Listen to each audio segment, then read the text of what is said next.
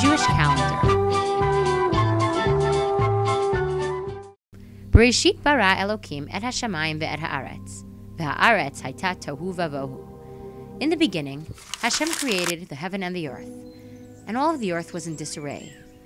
Then Hashem created the water, the sea, the plants, the sun and the moon, the bugs and the birds.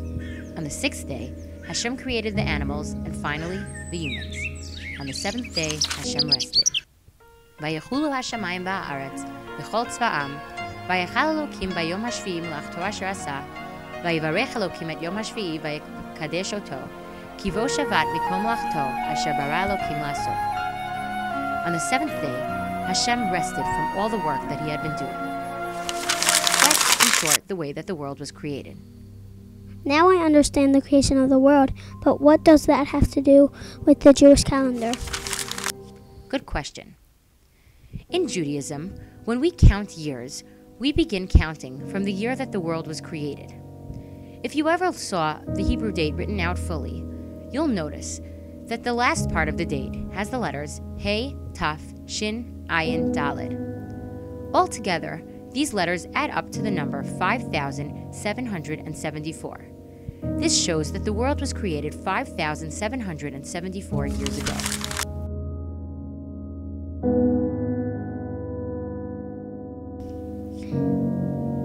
So we already know how to count the years, but what about the dates? In Sefer Shemot, Perek Yud Bet, Pasuk Aleph, Hashem told Moshe, HaChodesh hazeh lachem Rosh Chodashim, Rishon hu lachem lechodshei hashana. Nisan is the head of the months. From it, we begin counting the months of the year. This mitzvah is called Kiddush HaChodesh, the sanctification of the month.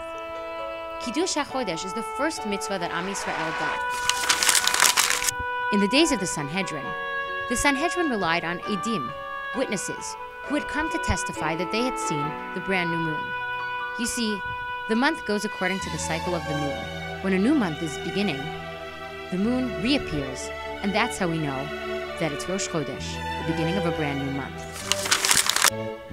Nowadays, a special mathematical algorithm is used to figure out the calendar before the year even begins, so we don't have to rely on seeing the moon.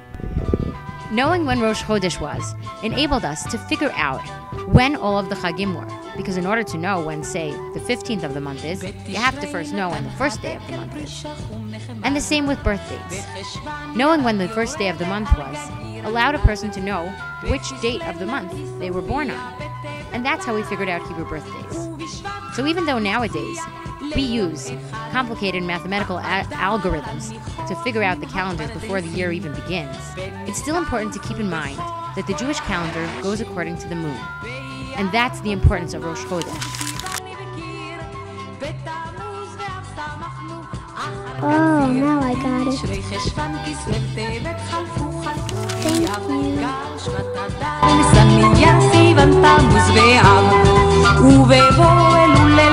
Thank you.